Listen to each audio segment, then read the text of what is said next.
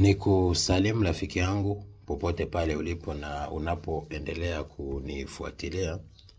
Mungu ametupa neema ya kujifunza, neema ya kujua, kuelewa, kufahamu, lakini pia kutambua lile kusudi la Mungu kwenye maisha yetu.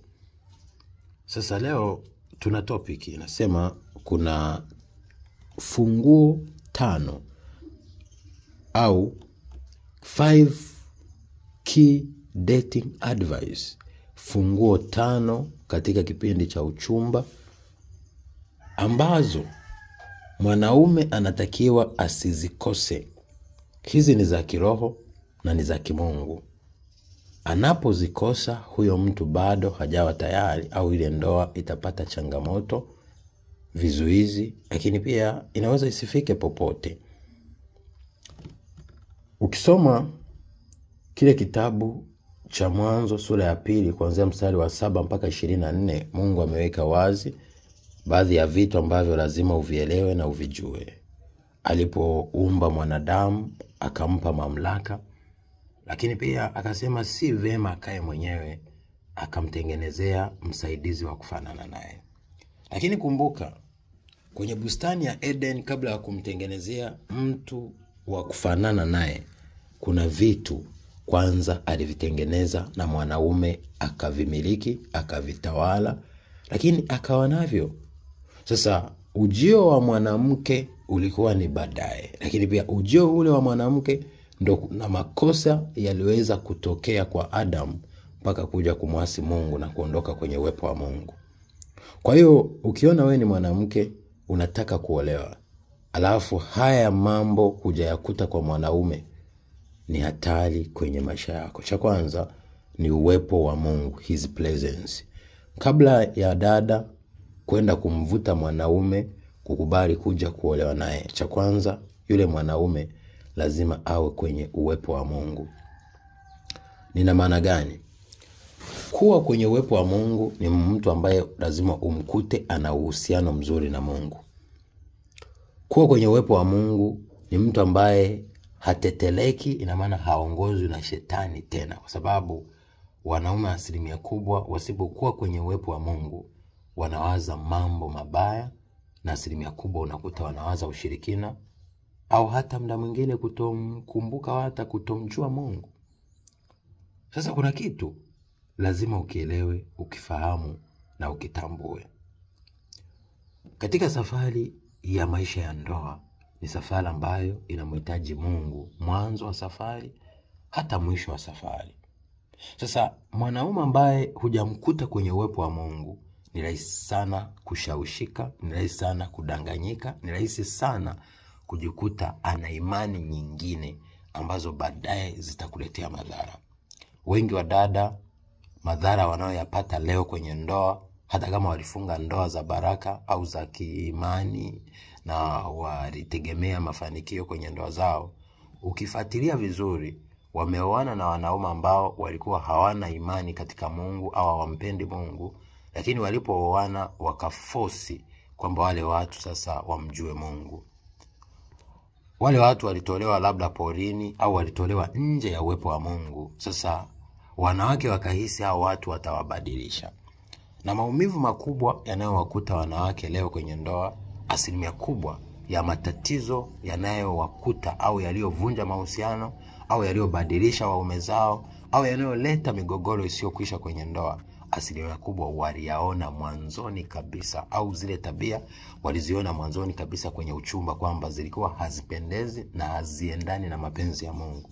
Labda alikuwa ni mtu mwenye hasira sana, alikuwa ni mtu anaenda kwa waganga, alikuwa ni mtu hasali, alikuwa ni mtu hana uhusiano na Mungu, alikuwa ni mtu dhalimu, alikuwa ni mtu mchawi. Yaani una baadhi ya vitu uliviona, lakini ukapuuza, ukahisi huyu mtu atabadilika, kwa sababu sasa ulikuwa na kiu ya ndoa. Sasa ulikuwa unaona sasa mimi nitafanyaje, na huyu nimeshapata huyu, ngoja niende. Lakini kumbuka, safari ya maisha ya ndoa ni safari ya muda mrefu. Kwa hiyo ukitumia hisia zako au scarcity mindset kuona umechelewa au kuona unalazimishwa, moja kwa moja utakuja kujuta, kwa sababu utakosa furaha na maono yako yataondoka na yatapotea.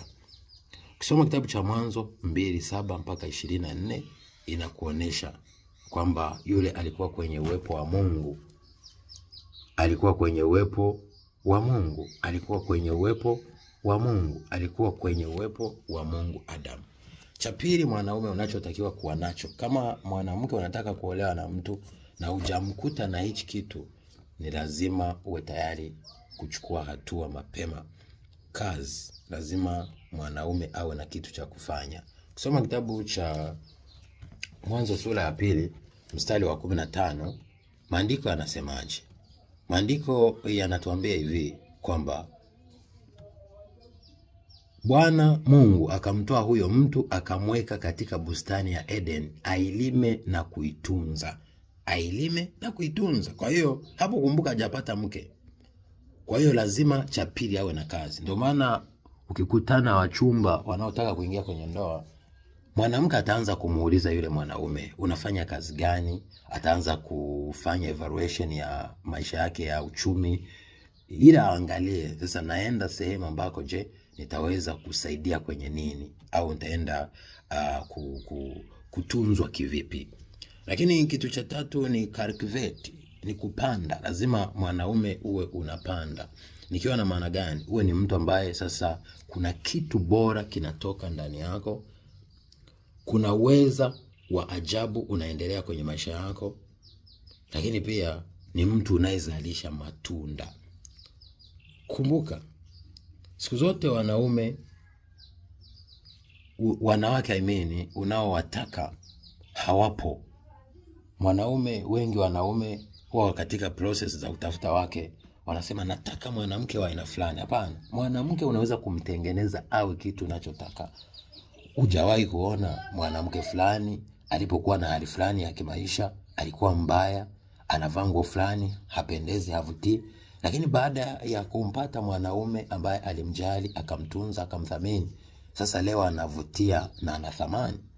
Mwanaume lazima ujue hichi kitu. Wanawake wote ni wazuri, ila namna ya kuweza kumhendo, kumtunza, kumthamini na kumweka sawa ndio kitu kinachoweza kutengeneza kile kitu bora unachokitaji kwa mke wako. Sasa wengi leo wametelekeza wake zao, wapo wanazini nje ya mahusiano, wapo wanazini au wameoa wengine kwa sababu waliona kama wake zao wamechoka. Lakini hakuna mwanamke anaweza kuchoka kama akiwa kwenye matunzo na ukamthamini. Sasa hicho ni kitu ambacho lazima uwe na nguvu ya kuweza kupanda na kumjenga yule mwanamke, au kupanda na kujenga. Ina maana kama una uwezo wa kupanda kitu, ina maana unaweza wa kuzalisha kitu. Kama unaweza wa kuzalisha kitu, kwa hiyo unaweza pia ukipata mke unaweza kumzalisha awe kitu unachotaka chenye kuvutia. Lakini kama jinsi Yesu Kristo, yeye ana mke mzuri ambaye ni eklesia, kanisa. Ukisoma kitabu cha Waefeso 5:25 mpaka 27, lakini na Ufunuo 21 tunaona mke wa mwanakondoo akiwa ni Yerusalemu mpya. Lakini kwenye Waefeso 5:25 mpaka 27 tunaona mke wa Yesu Kristo ni kanisa. Kwa hiyo Yesu Kristo pia na yeye ameoa, ana mke mzuri, mke asiye na kunyanzi, mke anayevutia. Sasa na wewe lazima umtengeneze mke wako awe anavutia, awe na thamani, ili uweze kupata matokeo yale ambayo unahitaji. Sasa nataka nikusomee hapa uone kabisa. Anakuambia Waefeso 5:25, anakuambia enyi waume wapendeni wake zenu kama Kristo naye alivyolipenda kanisa, akajitoa kwa ajili yake, ili makusudi alitakase na kulisafisha kwa maji katika neno. Alisafishe na kulitakasa kwa maji katika neno, apate kujiletea kanisa tukufu lisilo na ila wala kunyanzi wala lolote kama hayo, bali liwe takatifu lisilo na mawaa. Unaona hicho kitu? Kwa hiyo na sisi wanaume lazima tuwapende wake zetu kama Kristo naye anavyolipenda kanisa, maana mke wa Yesu Kristo ni kanisa. Haya, kitu cha 4 ambacho mwanamke kabla ya kuja kwenye maisha yako lazima mwanaume uwe nacho ni kutunza. Uwe na uwezo wa kutunza. Mungu amekupa misuri, Mungu amekupa umbo kubwa, Mungu amekupa nguvu mwanaume kuliko mwanamke kwa muonekano, lakini pia kwa kazi na mfumo wa mwili wako na misuli mikubwa na mifupa mikubwa, si kwa ajili ya kumpiga mke. Kuna wanawake leo wanapigwa, wanaonewa, wanateswa na wanaume. Mwanaume ukiona unampiga mke wako, ina maana hauna akili katika maamuzi yako na hufanyi mapenzi ya Mungu. Mungu amekupa hiyo misuri, amekupa hizo nguvu na hayo mamlaka, si kwa ajili ya kumdhuru au kumharibu au kumdhalau au kumdhalilisha mke wako, bali amekupa hayo ili umtunze na kumlinda dhidi ya jambo baya ambalo linaweza kumtokea. Lakini sasa kitu cha ajabu, unakuta sasa hivi mme ameoa mke lakini amemtelekeza na ameenda kuchukua mwingine kwa sababu ya tamaa, kitu ambacho ni kinyume na mapenzi ya Mungu. Maana maandiko yanasema amwachaye mwanamke na akaenda kuzini na mke mwingine azini, afanya uasherati. Soma kitabu cha Mathayo 19:9. Lakini cha tano na mwisho ambacho lazima uwe nacho wewe mwanaume kabla ya kumpata mwanamke wa kuja kuishi naye, lazima uwe na neno la Mungu, word. Tunaona Mungu alipomuumba alimpa neno, akamwambia usiguse mti wa katikati. Kwa hiyo Mungu alimwambia, hakumwambia mwanamke, alimwambia mwanaume. Sasa yeye mwanaume ndo hakujua vizuri kumfundisha mke wake na kumzuia na kumtengeneza na kumuongoza.